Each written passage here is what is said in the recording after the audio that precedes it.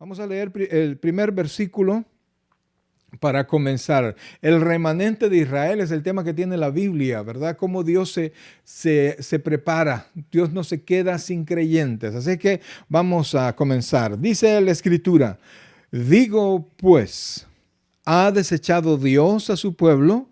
En ninguna manera, porque también yo soy israelita, de la descendencia de Abraham, de la tribu de Benjamín. Ok, mis queridos hermanos, el apóstol Pablo comienza una vez más el capítulo 11, así como ha comenzado los anteriores.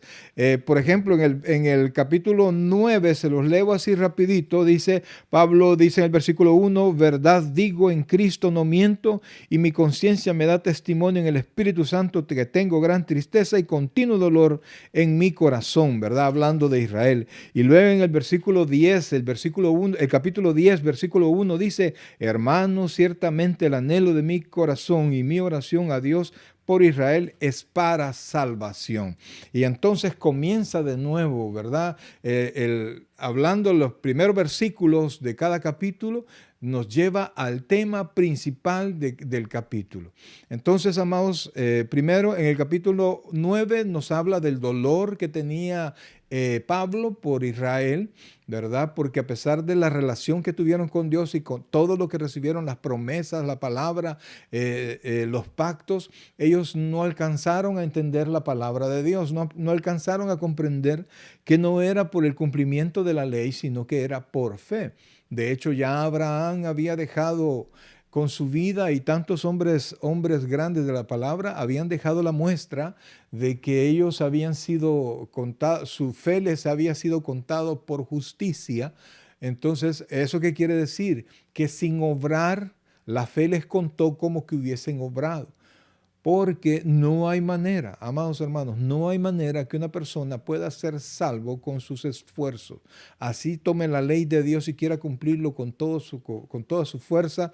Es imposible para el hombre que pueda hacerlo de manera perfecta como la ley lo requiere. La ley requiere 100%. Y tanto así que Santiago dice que si alguien incumple un punto de la ley, se vuelve culpable de todos. Es como que los hubiera quebrado todos. Entonces, por eso es que a nosotros se nos vuelve imposible, así como los israelitas, a nosotros también, y peor a nosotros que no somos israelitas, se nos vuelve imposible cumplir la ley o alcanzar la salvación a través de las obras. Sin embargo, Dios tiene un plan para Israel. Lo tuvo desde el principio, desde el primer momento en que se dirigió a Abraham y le habló y le dijo, deja tu tierra y tu parentela. Desde ese momento Dios ya tenía un plan para Israel. Y entonces en ese plan Dios tiene el momento en el que Israel va a creer, ¿verdad? Israel va a convertirse, porque ese es el punto crítico, ¿verdad? Que no se puede llegar a Dios si no es a través de Jesucristo. Por eso es que él mismo dijo, yo soy el camino, yo soy la verdad, yo soy el camino, yo soy la vida. Y nadie llega al Padre si no es por mí. Entonces no hay manera. Y al rechazar Israel al Mesías, al quien Dios había designado que fuese el Mesías, pues rechazó la gracia que Dios le había prescrito, había detallado para ellos. Entonces buscaron su propio camino, buscaron su propia manera de hacer las cosas e hicieron a un lado la manera de Dios. Y eso no solo se ve en el pueblo de Israel, sino que se ve en cada momento en la iglesia, cuando hay personas que viendo la palabra del Señor, deciden ellos hacer su propia voluntad. Deciden ellos hacer las cosas. Bueno, Dios dice de esta manera, pero yo la voy a hacer de esta otra. La Biblia dice esto, pero yo en mi vida hago lo que a mí me da la gana. Y entonces encontramos un tropiezo allí, porque la Biblia describe quién es Dios. No nos dice 100% quién es Dios, sino que nos revela lo que Dios ha querido darse a revelar. Entonces nos lo revela para que nosotros lo cumplamos. Por eso es que aún el Señor Jesucristo dijo que quien escuche estas palabras y las ponga en práctica, lo compararé a un hombre prudente que construyó su casa sobre la roca. Entonces, cuando nosotros sabemos cuál es la voluntad de Dios y la rechazamos, nosotros entramos en total rebeldía. Si usted hace caso a medias, usted está en total rebeldía. Por eso es que usted tiene que recibir la palabra de Dios y confiar en Dios y hacer lo que Dios establece. Sin embargo, a pesar de que la gran mayoría de personas no ha creído en Dios, en Jesucristo como su Señor, Dios no ha desechado a Israel. Y como lo dice Pablo, lo hace con una pregunta. ¿Ha desechado Dios a su pueblo? Y él mismo da la respuesta. Dice, en ninguna manera. Y la prueba de que Dios no ha desechado a su pueblo es el mismo Pablo, que Pablo era de la tribu de Benjamín. Él decía que es hebreo de hebreos. ¿Esto qué quiere decir? Hijo de un hebreo, hijo de padre y madre hebreo, o sea, judío por ambos lados. Entonces, a eso se refiere hebreo de hebreos. Y entonces él tenía lo necesario para ser llamado como un hebreo legítimo, un judío legítimo, o un israelita legítimo. Entonces, él es la prueba, se pone él como prueba de que Dios no lo ha desechado. Porque si usted ve el tema de su Biblia, dice el remanente de Israel. O sea, Dios siempre se prepara desde el principio del tiempo alguien que confíe en Él, alguien que crea en Él. Así como en este mundo, usted lo ve, que el mundo anda perdido, que el mundo anda creyendo cualquier otra cosa. Usted ve en la televisión que es más fácil que saquen a un astrólogo que a un pastor, inclusive a un sacerdote. Es más fácil que saquen a un astrólogo, a un brujo, sacan a brujos haciendo limpias en la televisión. Y entonces, porque el mundo prefiere cualquier otra cosa que creerle a Dios. Porque el creer en Dios quiere decir que el ser humano no tiene control de su vida. Porque el control, al creer en Dios, le está cediendo el control a Dios. Entonces, los israelitas creían en la existencia de Dios, tomaron la ley de Dios, pero ellos decidieron la manera cómo cumplir la ley. Y entonces cuando el Mesías apareció, nuestro amado Señor Jesucristo apareció, ellos se habían hecho una idea de cómo debía ser el Mesías.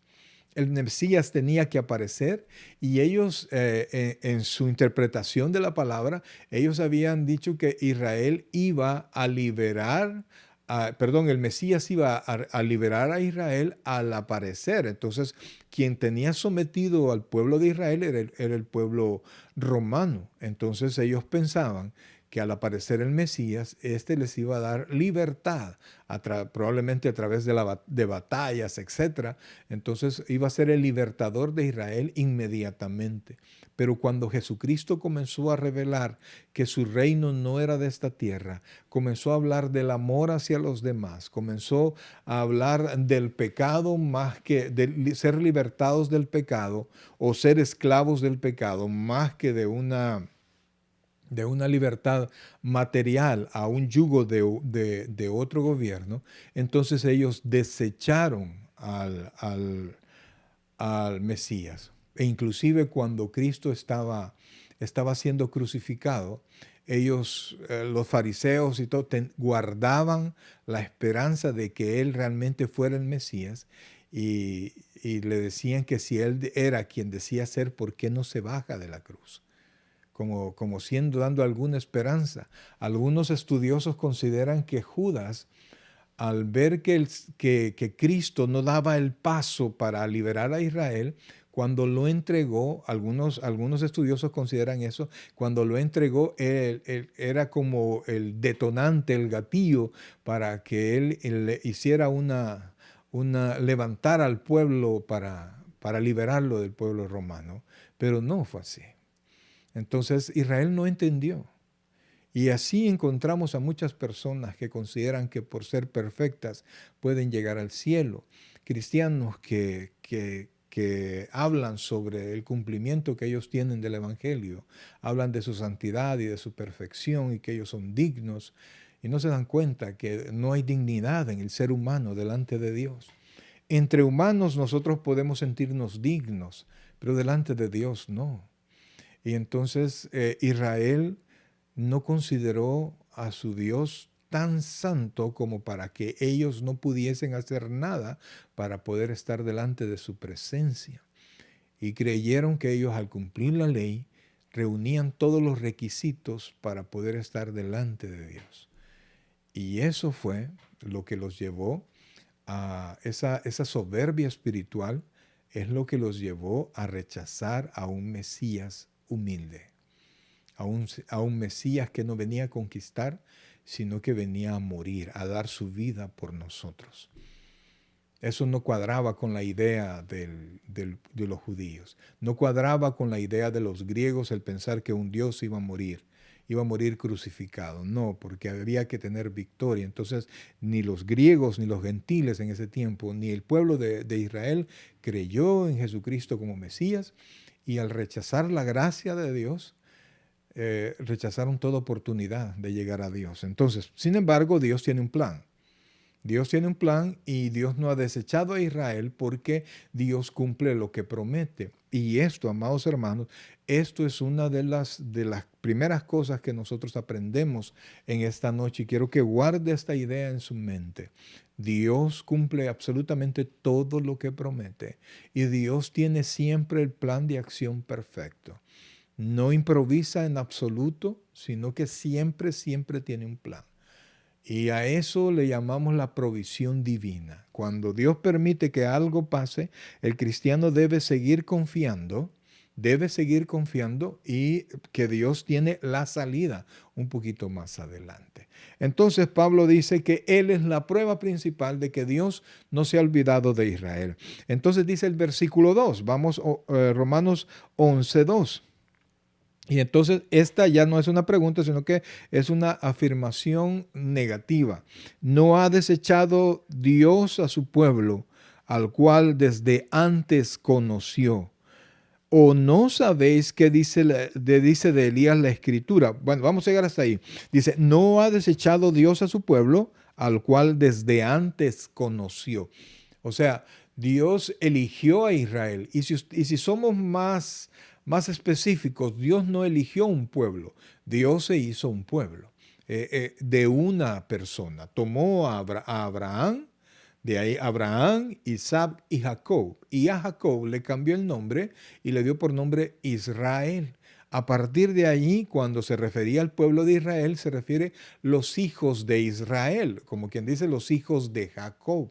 Entonces, Dios prometió a los padres, Abraham, Isaac y Jacob, a él les hizo la promesa, ¿verdad? Que siempre estaría con ellos y que si ellos se alejaban, pues Él los iba a dispersar. Pero en el momento que ellos se convirtieran a Él, Él los iba a traer desde los confines de la tierra.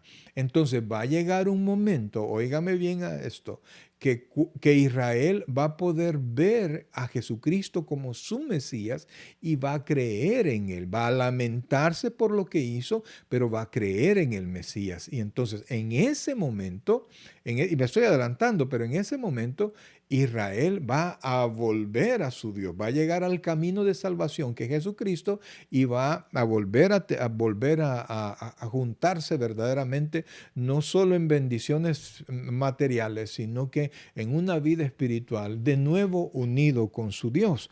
Entonces, para hacer la comparación de lo que Dios iba a hacer, dice el versículo 2, no ha desechado Dios a su pueblo, al cual desde antes conoció, y aquí va a ser una comparación. ¿O no sabéis qué dice de Elías la Escritura, cómo invoca a Dios contra Israel diciendo, versículo 3, Señor, a tus profetas han dado muerte y tus altares han derribado, y solo yo he quedado y procuran matarme? Pablo tomó un episodio del capítulo 19 del primero libro de Reyes y lo que pasó allí es que Elías en tiempo de Acab y de su esposa Betsabé, si su esposa Betsabé es la esposa de David, se llamaba ¿Cómo se llamaba la esposa? Vamos a ver si alguien se recuerda, póngamelo ahí en los textos. ¿Cómo se llamaba la esposa de Acab? Ahí búsquelo en el capítulo 19 de Jezabel. Jezabel, ya no le di chance. Jezabel era la esposa de Acab. Es un rey de Israel que se había alejado de Dios y que adoraba al dios Baal. Imagínense, Israel se alejó de Dios por completo y Jezabel era el tipo de mujer dañina, grandemente dañina, que en Apocalipsis se le vuelve a tomar el espíritu como, no digamos el espíritu, sino que la forma de ser de Jezabel. En Apocalipsis se habla como el espíritu de Jezabel, a esa Jezabel, refiriéndose a una mujer como ella. Entonces, Acab y su esposa, mataban a los profetas de Dios. Y entonces de repente Elías, ¿verdad? Elías es uno de los símbolos de los profetas del Antiguo Testamento, fuerte, ¿verdad? En presencia, en palabra y en obras. Entonces él se apareció para ese tiempo. Elías había orado y había dejado de llover. No había habido lluvia por 3 años. Entonces estaba realmente Israel en tiempos realmente bien difíciles. Entonces se apareció Elías de nuevo, se apareció al rey Acab. Y entonces yo sé que usted se recuerda de ese momento, de ese episodio, cuando Elías se enfrentó a los cientos de profetas del rey, del dios Baal. Y entonces le hizo un reto que iban a hacer una especie de altar, iban a poner un buey, pero no le iban a poner fuego. Y el que hiciera que su Dios dejara caer fuego del cielo, ese iba a ser el verdadero Dios. Y entonces Elías les dijo, bueno, como ustedes son más, comiencen ustedes. Y entonces todos los profetas partieron el buey, pusieron leña y comenzaron a gritar, a saltar y a hacer un montón de cosas que a veces usted encuentra en las iglesias tratando de bajar la presencia de Dios en iglesias de diferentes denominaciones, ¿no? Entonces, no pasaba nada. Y Elías les decía, no, mira, grite más fuerte porque quizás está dormido o está ocupado haciendo otra cosa. Entonces, al final, vino y le dio el turno a Elías y entonces Elías vino y clamó al Señor que Él se hiciera presente para que todo fuera notorio en Israel, que les acababa de decir desde hasta cuándo cavilaréis en dos pensamientos. O sea, estar aquí, vea, si Jehová es Dios, seguidle, si Baal es Dios, seguidle. O sea, les estaba invitando a tomar una decisión. Y entonces cuando Elías oró, cayó fuego del cielo y dice la Biblia porque había mandado que pusieran también agua. Imagínense que era tan escasa en ese tiempo, agua debajo del buey. Y cuando cayó el fuego del cielo, no solamente se terminó la carne, la madera, sino que dice que lamió todo el agua que había allí. Entonces el pueblo se levantó y dijo, Jehová es Dios. Entonces vino Elías y degolló, creo que eran 450 profetas, a todos los degolló. E inmediatamente cuando esto pasó, Jezabel le mandó a decir, así como has hecho con los profetas, te voy a hacer a ti. Entonces Elías corrió. Entonces para poder entender lo que había pasado, Elías tuvo temor.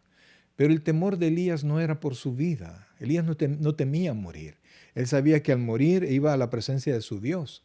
El temor de Elías era que solo él había quedado. Él pensaba que solo él había quedado y que no habían más profetas de Dios.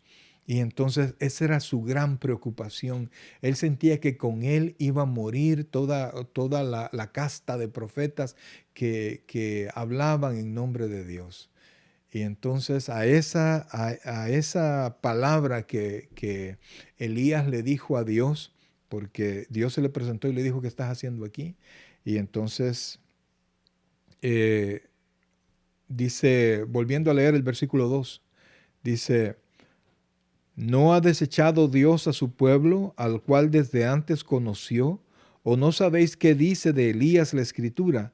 cómo invoca a Dios contra Israel diciendo, versículo 3, Señor, a tus profetas han dado muerte y tus altares han derribado y solo yo he quedado y procuran matarme. Versículo 4. Pero ¿qué le dice la divina respuesta? Oiga esto, me he reservado 7,000 hombres que no han doblado la rodilla delante de Baal. El texto lo que dice es que Dios iba a prepararse, Él iba a encargarse de que hubiesen 7,000 personas que le fueran fieles. O sea, Dios se preparó de todo el Israel que existía en ese tiempo, se preparó un remanente. Y ese remanente, en toda la historia, ha existido un grupo de personas que han sido fieles a Dios.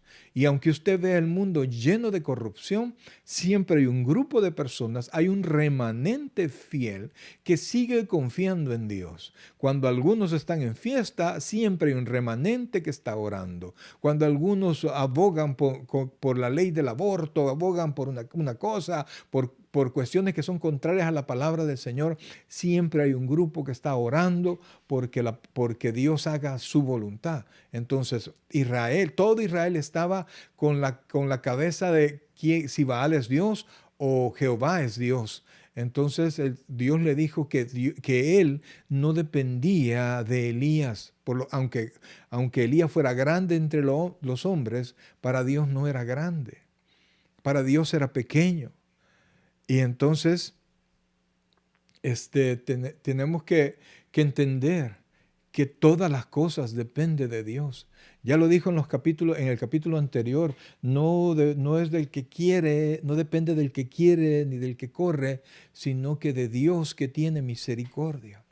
Entonces todo depende de Dios. Nosotros podemos esforzarnos. La Biblia dice que los caballos se preparan para la batalla, pero es Dios quien da la victoria. Entonces en este momento, lo que Pablo está mostrando, que aunque Israel estaba lejos de Dios, e Israel le había causado gran sufrimiento a Pablo, porque Pablo, de ser israelita, después de ser fariseo, se volvió cristiano. eh, el, eh, Israel siguió a Pablo, lo golpeó en varias circunstancias, en varias situaciones. Una vez lo dejaron tirado en el suelo porque pensaban que ya estaba muerto. Según ellos lo habían matado a pedradas. Entonces, sin embargo, Pablo seguía orando por Israel. Y Dios siempre reservándose un remanente fiel. Recuerde que los primeros cristianos no eran gentiles, los primeros cristianos eran judíos convertidos. Y Dios siempre se ha reservado en medio del pueblo de Israel judíos que se han convertido. También gentiles, gracias al Señor, también gentiles que nos hemos convertido a Él. Entonces Dios nunca se quedará solo. Nunca. Y recuerde que no hay virtud en nosotros como para decir, yo me voy a dedicar a Dios. No, es Dios quien nos trae.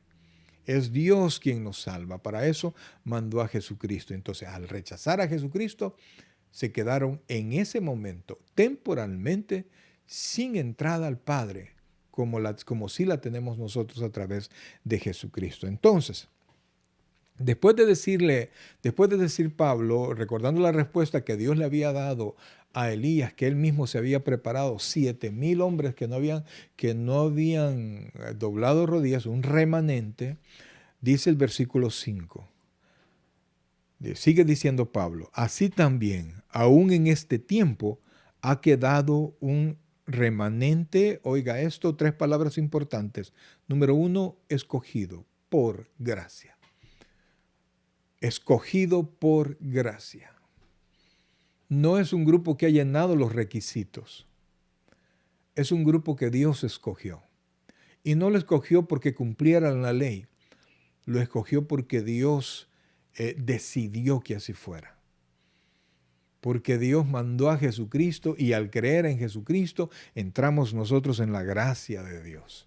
Y entonces, amados hermanos, pasamos al creer en Dios, pasamos a ese remanente. Claro, aquí se refiere a ese remanente al pueblo de Israel. Y dentro del pueblo de Israel hay un grupo que cree en Jesucristo. En el mundo entero, la mayoría no creen en Jesús, pero hay un remanente en medio del mundo que sí creemos en Jesús. Y de todo el mundo que se llama cristiano, que dice vivir como decir, no, yo vivo en la gracia, y pensando que la gracia es permiso para comportarse usted como le dé la gana. Y yo soy cristiano, ¿verdad? No hay problema, pero tomo, pero adultero, pero hago esto, pero hago todas las cosas que son contrarias a la voluntad de Dios y creemos que esa es la gracia. Esa no es la gracia. La gracia es el favor de Dios, el favor inmerecido de Dios, que aún lleno de pecados, Él nos perdonó. Pero a partir de ese momento de perdón, nosotros somos nueva criatura y la nueva criatura tiene nuevas obras, tienen nuevos pensamientos, tienen nueva manera de ver al Señor y nueva manera de ver el pecado. No somos perfectos, pero tenemos consideraciones diferentes porque es Dios que nos ha puesto esa consideración. Igual pasa con el pueblo de Israel.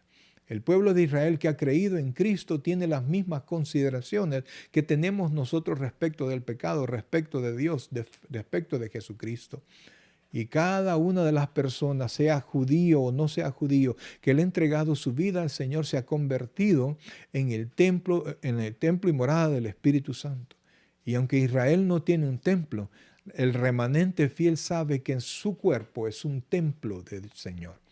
Entonces, sigue diciendo Pablo, sobre este remanente que dice el versículo 5 que ha sido un remanente escogido por gracia, versículo 6 dice, y si por gracia, ya no es por obras. De otra manera, la gracia ya no es gracia. Y si por obras, ya no es gracia. De manera que la obra ya no es obra. ¿Qué quiere decir esto? Parece un trabalengua, ¿verdad? O parece solo semántica, pero no es así. Sí, lo que Dios está diciendo es que está hablando el camino de las obras y el camino de la gracia. Son dos caminos que no pueden cohabitar juntos. No pueden pasar juntos. O usted camina por las obras, creyendo por las obras, o usted camina creyendo por la gracia, ¿verdad? Y cuando si usted cree que es salvo por las obras, ya no es salvo por la gracia. Entonces, por eso es que Pablo dice, si es por las obras, ya no es la gracia. Y si es la gracia, no es por las obras. Entonces, nosotros producimos obras, pero como resultado de nuestra salvación. No producimos obras para ser salvos, sino que como Cristo nos hizo nueva criatura, nuestras obras son diferentes. Espero que me dé a comprender al respecto. Entonces, ese remanente de Israel tiene el mismo pensamiento. Claro, tiene ahí una combinación de su mente judía con un Cristo revelado.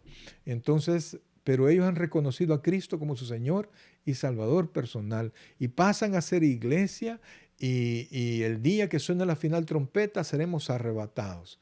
Pero en este momento Israel está en el mismo sentido que cualquier persona que no es israelita. Aunque tiene las promesas de Dios y disfruta de promesas materiales de Dios, pero la promesa principal, que es el reposo que Él les ofreció, y ya en este tiempo, el cielo, la promesa de redención, esa no la tiene, porque esa es únicamente a través de Jesucristo. Ahora, versículo 7, vea por favor. Que pues lo que buscaba Israel no lo ha alcanzado, pero los escogidos sí lo han alcanzado y los demás fueron endurecidos. Oiga esto, por favor, porque esto es súper importante. Israel no lo ha alcanzado. ¿Por qué? Porque iba con pensamientos, porque ellos se estructuraron un Dios, su interpretación era diferente a lo que la Escritura dice. Por eso es que Pablo dice allá en el capítulo 9 que yo doy fe que ellos creen, pero no que tienen celo de Dios, pero no conforme a ciencia. Entonces, quiere decir que no lo hacen de manera correcta, no lo hacen de manera cómo el Señor Jesucristo nos vino a mostrar. No, y Cristo dijo que Él hablaba no su palabra, sino que la palabra del que le envió.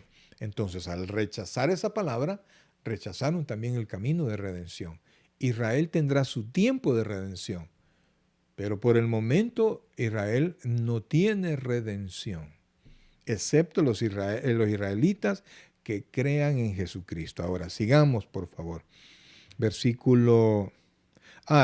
dice el 7, que pues lo que buscaba Israel no lo ha alcanzado, pero vea lo que dice aquí, pero los escogidos, es decir, usted y yo, y el pueblo de Israel que crean, sí lo han alcanzado. Y mire lo que hizo el Señor después. Después que rechazaron al Señor, dice, y los demás fueron endurecidos.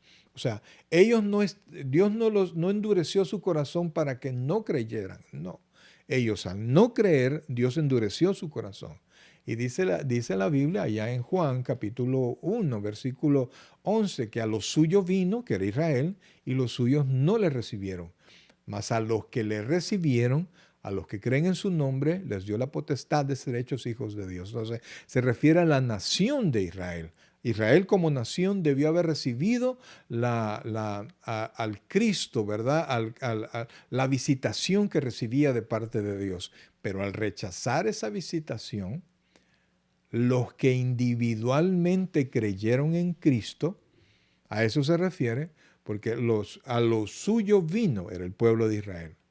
Mas los suyos no lo recibieron. Pero después dice, más a los que le recibieron. Es decir, a las personas que abrieron su corazón para Él, les dio la potestad de ser hechos hijos de Dios.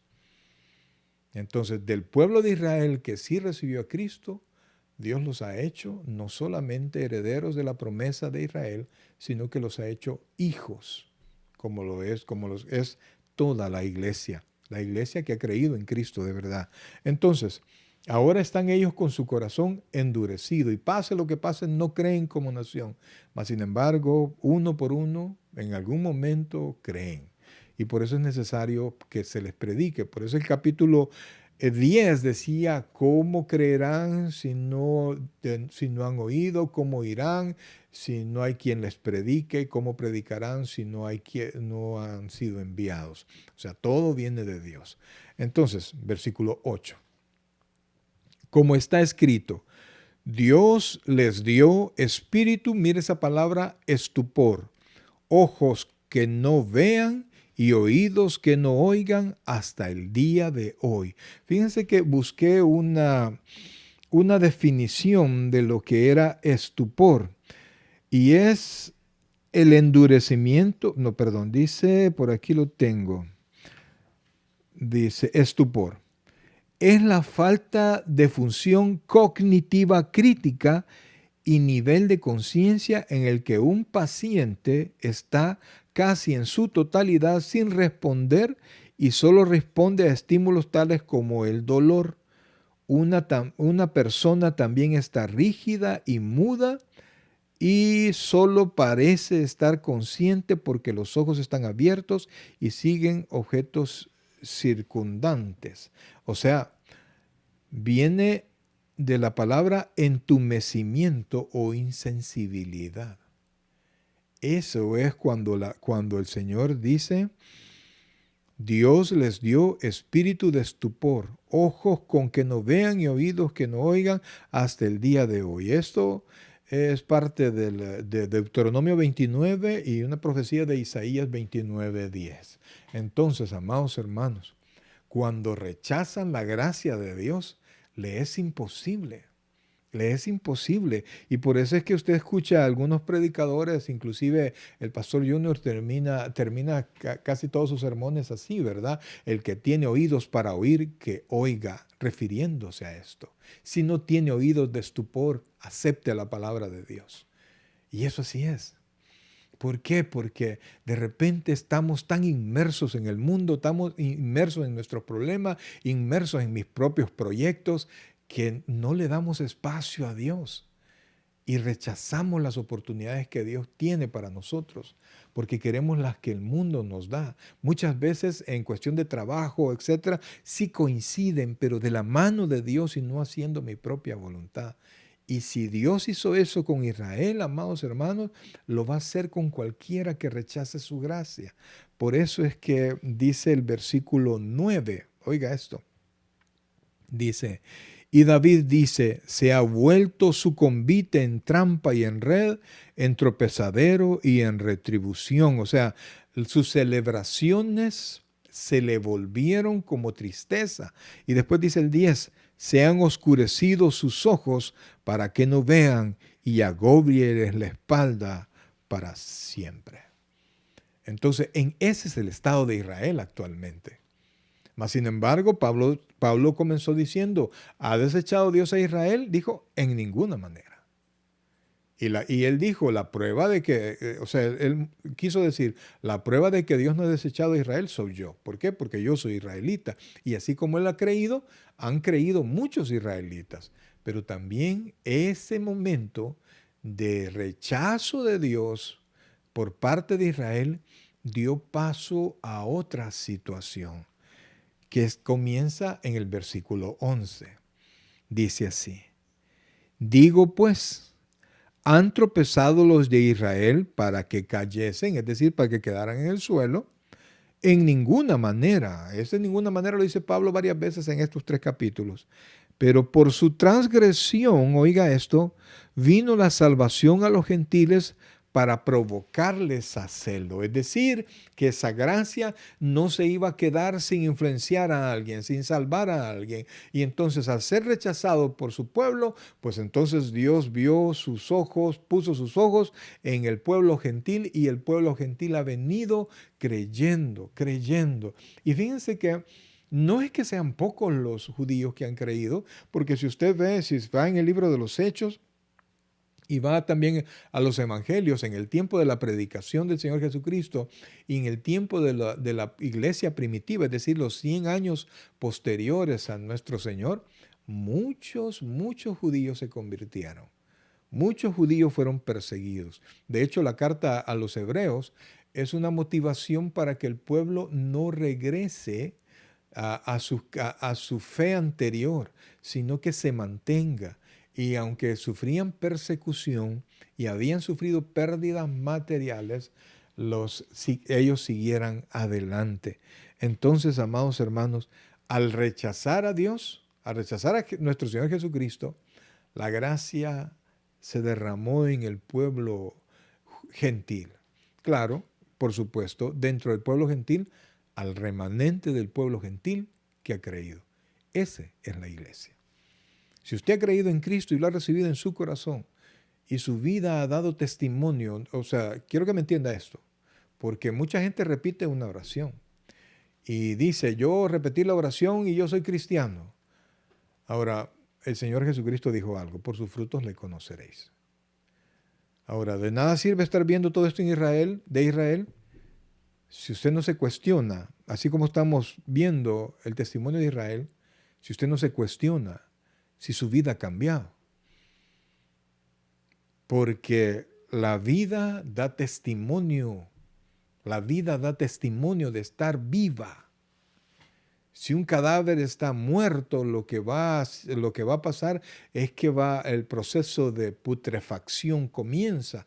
Y de ese proceso dicen que lo primero que se pudre, que se descompone, son el globo ocular, es decir, los ojos, es lo primero que se va arruinando. Entonces, pero si usted está vivo, da testimonio de estar vivo. Entonces, si usted ha recibido a Cristo y es nueva criatura, usted ha nacido de nuevo, usted da testimonio no solamente con su boca, sino que con sus hechos.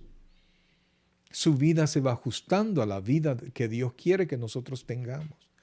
A mí, la verdad, amados hermanos, me da tristeza ver muchos cristianos que viven de una manera tan deplorable en relación a la palabra del Señor. Y viven como les da la gana, haciendo lo que les da la gana, confundiendo la gracia con la permisibilidad, y Dios no es así.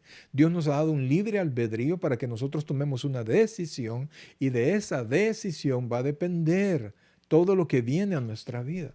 Entonces, si usted realmente ha nacido de nuevo, usted tiene nuevas obras en su vida que testifican que usted ha nacido de nuevo.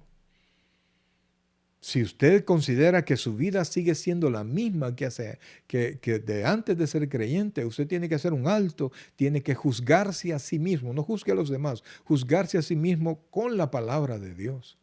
Porque todo lo que usted cree viene de la palabra de Dios. Todo lo que usted hace debe venir de la palabra de Dios. Y todo cuestionamiento que usted tenga para sí mismo tiene que venir de los juicios de Dios expresados en la palabra. Entonces, de esa manera, amados hermanos, es que si usted considera que Dios ha hecho algo en usted, que usted recibió al Señor y ya su corazón, su mente es diferente, por lo menos se siente mal ahora al pecar, cosa que quizás no era antes, entonces usted es salvo. Su nombre está inscrito en el libro de la vida, pero está en ese proceso de santificación. Y usted es resultado de que el pueblo de Israel rechazara a Jesucristo. Entonces, para dar celo, Pablo dice, ¿verdad? Para darle celo al pueblo de Israel, a ver si alguno se convierte, vino Dios y comenzó a derramar la bendición al pueblo gentil. Por eso es que en el libro de los Hechos, Pablo dice, ¿verdad? Que les muestra, dice que también el Espíritu ha sido dado al pueblo gentil. Porque antes pensaba que todas las bendiciones de Dios eran únicamente para Israel.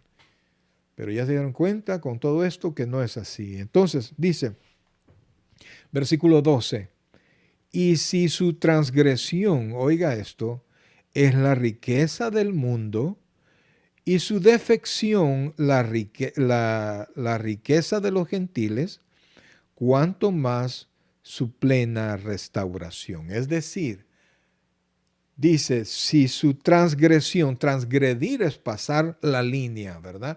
Es pasar del momento, aquí pusieron una línea, no pasé esta línea, transgredir es pasarse al otro lado. Y su defección, es decir, su cambio de dirección, la riqueza de los gentiles, cuanto más su plena restauración. Entonces, lo que la Biblia está diciendo, si el rechazo de los gentiles a Jesucristo ha redundado en la bendición y en la conversión de un remanente del pueblo gentil, el día que Israel se convierta, dice aquí, dice, cuanto más su plena restauración, porque está programado, o sea, Dios tiene el control. Versículo 13, porque a vosotros hablo, y aquí va con nosotros esto, gentiles, por cuanto yo soy Pablo, apóstol a los gentiles, honro mi ministerio. Pablo fue destinado por Dios a hablarnos a nosotros, pero Pablo también hablaba al pueblo gentil, mas sin embargo también buscaba que el pueblo de judío creyera, que estuviera celoso y creyera. Y por eso es que Pablo dice que yo me hago al débil como que yo fuera débil, me hago al gentil como gentil, al que está bajo la ley como que si yo no estuviera, como que si yo estuviese bajo la ley, pero estoy bajo la ley de Cristo. Entonces Pablo, tratando de predicar esa palabra principalmente al pueblo gentil, porque era su encargo, pero su amor por Israel no le permitía olvidarse de Israel. Y estos 3 capítulos dan testimonio del amor de Pablo por su pueblo. Entonces, amados hermanos, en la bendición, lo que Pablo está diciendo es que, si bien es cierto, esa transgresión de Israel respecto del Mesías, en cuanto a la voluntad de Dios, nos vino a traer bendición, el día que ellos se conviertan, nos va a traer todavía mayor bendición. Y entonces dice, versículo 13, lo repetimos, porque a vosotros hablo, gentiles, por cuanto yo soy apóstol a los gentiles, honro mi ministerio. Ahora vamos al 14. Si en alguna manera pueda provocar a celo a los de mi sangre y hacer salvos a alguno de ellos. O sea, lo que estaba buscando Pablo era que alguno volviera a ver, que alguno escuchara el mensaje. Si bien es cierto, como nación tenían espíritu de estupor, no tenían sensibilidad al evangelio, no podían entender, ¿verdad? Cuando dice que es un problema cognitivo, es decir, que no pueden comprender, ¿verdad? No pueden comprender, y esto es un problema espiritual. y también a nivel de conciencia. ¿Por qué? Porque como tienen los sentidos con los que captan, espiritualmente por supuesto, la información, está estropeado también su conciencia. Entonces, amados hermanos, Pablo nos está diciendo que él sigue pensando en Israel.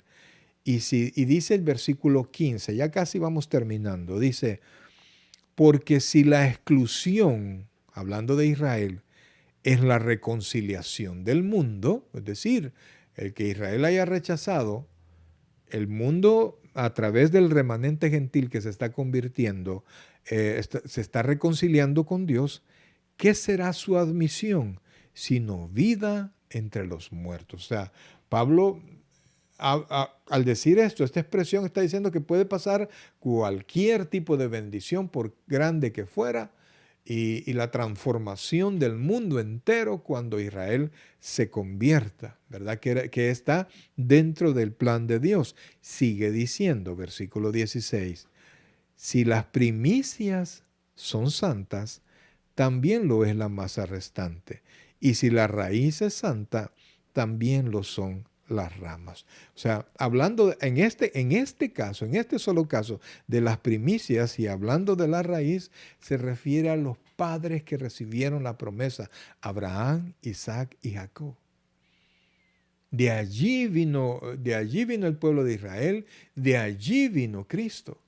Entonces, si Cristo, si ellos son santos, Cristo, por supuesto, santo, y los que hemos creído, Dios nos ha santificado, si de esas raíces, de esas, ¿cómo se llama? Primicias, han sido santos. Santo se refiere principalmente no a una altura espiritual, sino que a ser apartados. También lo es la masa restante, es decir, el propósito de Dios respecto a la elección de Israel no ha cambiado. Lo único, mi querido hermano, que es a través de Jesucristo. Entonces, el judío que se convierta a Cristo es salvo. Y va a llegar un momento en que Dios ha determinado cuando Israel va a volver a Dios a través de Jesucristo y va a ver a Jesucristo como lo que verdaderamente es su Mesías, su Señor. Ese día, amados hermanos, desgraciadamente va a ser en medio de la tribulación. Cuando aparezca el anticristo, y porque él va a aparecer como una especie de redentor. Y él va a hacer lo que ahorita para todos ¿cómo se llama? Los gobernantes ha sido imposible, traer paz entre el Medio Oriente, Israel con todos sus vecinos. Entonces eso lo va de alguna manera, porque va a ser una persona excepcional, no digo excepcional buena, sino que con una gran capacidad, el anticristo, y entonces va a lograr que estén en paz. Va a lograr inclusive que Israel vuelva, ahí donde está una mezquita de Omar, ahí se va a construir el templo que Israel no tiene, porque Israel no puede presentar sacrificios. Entonces, cuando él haga que construyan el templo, dice la Biblia allá en Daniel que cuando venga, él va a exigir, el anticristo va a exigir sacrificios para él, ¿verdad? Sacrificios y adoración para él. En ese momento, Israel rompe su pacto con el anticristo y se aparta. Y allí el mundo entero va en contra de Israel. Allí, en ese momento, Israel como nación se va a convertir a Cristo. Entonces, amados hermanos, Dios tiene todo su programa exacto. Y entonces las promesas, oiga bien, las promesas que Dios dio y el hecho de que los patriarcas son santos, apartados, escogidos por Dios. Entonces dice que también las raíces y la masa restante. Más adelante, ya no lo alcanzamos a tocar ahora, habla sobre que nosotros hemos sido injertados en contranaturaleza, ¿verdad? Y es que así es. ¿No? Y Israel es el buen olivo y la Biblia nos llama a nosotros como olivo silvestre, supuestamente. O sea, lo que se hace es que A lo silvestre se le injerta algo de lo bueno para que el fruto de lo silvestre sea como que fuera bueno. Pero Dios lo hace contra naturaleza. Toma al silvestre y lo injerta en el bueno. Y eso es a través del Señor Jesucristo. Bien, mis queridos hermanos, yo les digo, estos temas a mí me apasionan, pues, ¿verdad? Y cómo Dios tiene pleno control de todo. Dios no se descuida de nada. No hay una promesa en la palabra de Dios que Dios no vaya a cumplir en su momento. Y por eso, amados hermanos, cuando usted vaya a orar, busque una promesa que coincida con lo que usted quiere y vaya con su promesa y primero pida perdón al Señor porque siempre nos equivocamos en algo. Pida perdón, pero traiga un trozo de su palabra donde hay un compromiso de Dios. Y entonces, porque Dios siempre honra su palabra. Dios no está obligado a decirnos que sí a todo, pero Dios honra su palabra. Y por eso la Biblia dice que cielo y tierra pasará, pero la palabra de Dios no pasará, diciendo ¿por qué no pasará? Porque el respaldo de la palabra es Dios mismo. Iglesia, sintámonos escogidos, sintámonos felices, sintámonos honrados de ser parte del pueblo de la iglesia, del pueblo redimido por Dios. Y porque Dios siempre se prepara un remanente. Y usted, mi querido hermano, es parte de ese remanente. Cuando suene la final trompeta, el remanente del mundo entero que haya creído en Cristo, sea del pueblo de Israel y sea del pueblo gentil, o sea, el pueblo que no es judío, de todo ese grupo de personas que es el mundo entero, el que haya creído en Cristo, cuando suene la final trompeta, forma parte del remanente del mundo entero que es la iglesia y nos vamos con el Señor. Qué precioso, amados hermanos. Dios tiene pleno control de todas las cosas. Y por eso es que, amados, esta pandemia usted tiene que cuidarse, cumplir con todo, pero confíe en Dios. Ay, pastor, mi trabajo se cerró. Confíe en Dios. Siga aplicando, siga haciendo lo que está, haga mejores cosas, prepárese más. ¿Por qué? Porque Dios dijo que siempre va a estar con nosotros. Y cuando pases por las aguas no te vas a ahogar. Y si por el fuego no te van a quemar. La llama no va a arder en ti, aunque sientas el fuego cerca, pero Dios prometió cuidarte. El Señor Jesucristo nos hizo una promesa preciosa. Él nos dijo que nunca nos dejaría solos. Yo estaré con vosotros hasta el fin. Y Él lo va a cumplir. Y por eso, amados hermanos, es que constantemente estamos hacia el aire. Yo no los puedo ver, pero por la fe los puedo ver. Pero Dios sí lo ve a usted. Y Dios está viendo la atención que usted pone. Y Dios está viendo cómo la palabra de Él, la cual usted tiene que leer a diario, está transformando su vida. No quiero terminar sin antes invitar a aquellos que no han conocido a Cristo como su Señor y Salvador personal, lo hagan en este momento. Repita esta sencilla oración. Señor Jesús, yo te recibo hoy como mi único y suficiente Salvador personal. Creo que eres Dios, que moriste en la cruz por mis pecados y que resucitaste al tercer día. Me arrepiento. Soy pecador. Perdóname, Señor. Gracias doy al Padre por enviar a Jesucristo a morir en mi lugar. En Cristo Jesús, mi Salvador. Amén y amén. Bienvenido a la familia del Señor.